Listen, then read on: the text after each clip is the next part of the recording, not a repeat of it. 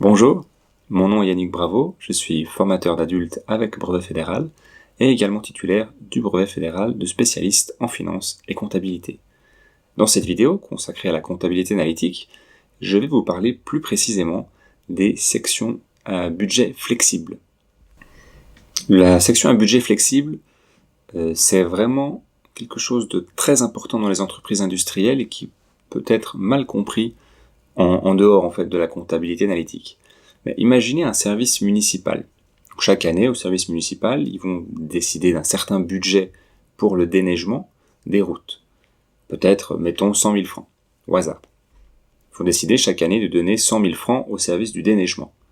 Et à la fin de l'année, ou l'année suivante, quand il va falloir refaire un nouveau budget, le responsable des finances va aller voir la personne qui s'occupe du déneigement, puis la personne va regarder est-ce que les 100 000 francs qui étaient prévus pour le déneigement, est-ce que ces 100 000 francs ont été dépensés ou pas?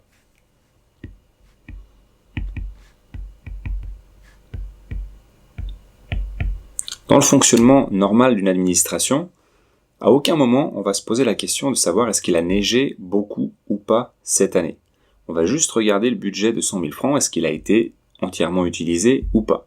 Et la réaction du responsable des finances sera de dire le budget a été dépassé, c'est pas bien, ou alors le budget n'a pas été dépassé, c'est bien. Sans tenir compte de la quantité de neige qu'il y a eu. Alors que, a priori vous êtes d'accord avec moi, si on avait prévu qu'il neige pendant 10 jours sur l'hiver et qu'il a neigé pendant 25 jours, on a un petit peu dépassé ce qui était prévu. Dans un budget classique, on prend pas ça en compte. Et c'est un gros problème. En compta analytique, heureusement, dans les entreprises industrielles notamment, cela se fait, c'est-à-dire qu'on va adapter le budget en fonction de la quantité qui a vraiment été produite. Et donc, il va falloir faire la différence entre les charges fixes et les charges variables, car évidemment, c'est que les charges variables qui vont être adaptées, les charges fixes étant par nature fixes. Pour essayer d'y voir un petit peu plus clair avec cette histoire de budget flexible, nous allons jeter un petit coup d'œil à l'examen du brevet fédéral de spécialiste en finance et comptabilité 2016. Il y a l'examen numéro 2, qui est d'habitude l'examen consacré à la comptabilité analytique. C'est un examen où il y avait 2 problèmes. Et le deuxième problème, qui parle de calcul des prix de revient standard, est notamment intéressant pour aborder la question du budget flexible. Vous voyez ce que nous dit l'énoncé de la deuxième partie de cet examen. Nous sommes avec une entreprise qui a son siège à Neuchâtel et qui produit des plateaux de table et de bureaux en fibre de verre. Il y a 2 produits différents, bureaux et habitation. Puis on voit qu'il y a différents centres de coûts. Nous allons nous intéresser surtout aux 2 derniers centres de coûts pour avoir un exemple de chaque. Le centre de coût finition, c'est là que viennent les plateaux de verre après être passés par la presse, et le centre de coût administration. On nous dit bien que le centre de coût finition s'impute avec un taux de coût par heure de main-d'œuvre. Il faudra toujours trouver quelle est l'unité pour pouvoir ajuster le budget. La section administration, elle est imputée à l'aide d'un taux de coût par plateau vendu, mais on verra que c'est moins intéressant. Quand on regarde la page de la planification, on voit que le plan de base prévoyait de faire 18 000 plateaux pour les bureaux et 6 000 plateaux pour l'habitation. Donc un total de 24 000 plateaux prévus. Et on voit aussi dans le plan de base les sections finition et administration, qui sont celles qui vont nous intéresser pour cet exemple. On voit que la section finition a une composante variable, une composante fixe. Il n'y a que les charges de personnel qui ont une partie variable et une partie fixe, l'amortissement et les autres frais généraux étant uniquement fixes. Pour la section administration et distribution, là on est avec une section qui est entièrement fixe, donc que ce soit personnel, amortissement et frais généraux, c'est fixe. A priori c'est du personnel qui travaille pas sur la production, Donc, quelque part, ils sont moins influencés par la variabilité. On voit que ce qui était prévu pour la finition, c'était un taux d'imputation de 20 francs par heure variable et 40 francs par heure fixe. Donc 60 francs par heure en tout. On va aller se poser la question de savoir combien d'heures ont travaillé ces gens. Ça, on le voit dans la partie des données de production. Les données de production, on nous donne le nombre de pièces qui a été produit, et au bureau et à habitation. Et là, faites attention, parce qu'il y a un petit piège qui est tentant. On pourrait se dire qu'on va regarder les données par plateau.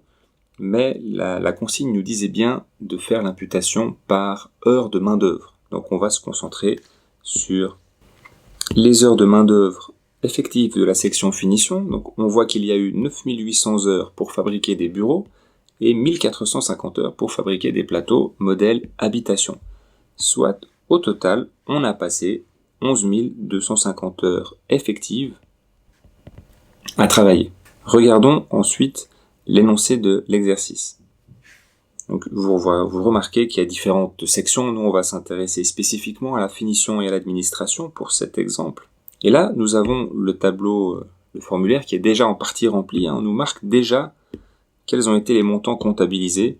Puis vous remarquez que pour la section administration et distribution, cette section-là étant avec un budget fixe, il n'y avait pas d'ajustement à faire. Les montants ont déjà été repris tels quels. Si on retourne voir, cela correspond bien. Nous avions prévu un budget total de 480 000, 280 000 de charges de personnel, 80 000 d'amortissement, 120 000 d'autres frais généraux. Et nous constatons que le budget fixe est fixe et n'a donc pas bougé. Et on a gardé donc les mêmes montants. Donc on calcule pour cette section-là, même si c'est déjà fait, on voit que le calcul s'est fait entre qu'est-ce qui a été réellement comptabilisé et le budget qui était fixe. Pour la section finition, c'est plus intéressant vu que là on a un budget flexible, qu'on a aussi les montants qui ont été comptabilisés. Et si on retourne voir les données, on nous disait que l'amortissement était fixe à 50 000, les autres frais généraux étaient fixes à 170 000, et les charges de personnel étaient en partie fixes pour 200 000 et en partie variables pour 210 000. Donc, on avait prévu «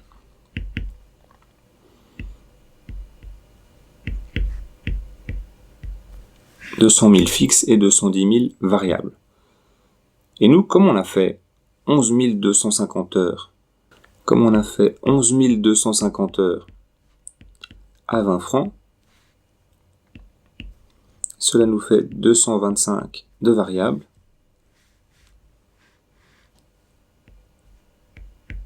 Et donc, au lieu de prendre les 210 qu'on avait prévus au budget, on va prendre 225. Donc, pour adapter ce budget, vu qu'on a passé un petit peu plus d'heures que prévu. Donc, je marque le détail du calcul, mais on marquerait en vrai juste le montant, 225 plus 200.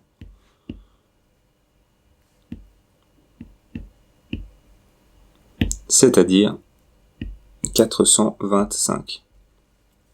Et puis pour les deux autres sections, où il y avait donc un budget qui était fixe, on peut marquer les montants tels quels.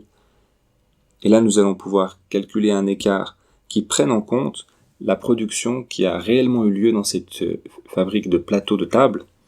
Et donc 428 moins 425, ça fait 3. 52 moins 50, ça fait 2. 175 moins 170, ça fait 5. Et on peut faire l'addition de ces écarts. Nous sommes à 10. Et donc 645. Pour résumer, quand on a une section avec un budget flexible, pensez bien à regarder quelle est l'unité d'œuvre qui est utilisée pour bien faire le calcul de la bonne manière. Et après, c'est une question de produit en croix, mais uniquement sur les parts qui sont variables, bien sûr, les budgets fixes restant des budgets fixes. J'espère qu'avec ce petit exemple, ceci est un petit peu plus clair maintenant pour vous, et que votre préparation pour l'examen du brevet fédéral de spécialiste en finance et comptabilité avance à bon train. Et je vous remercie de votre attention.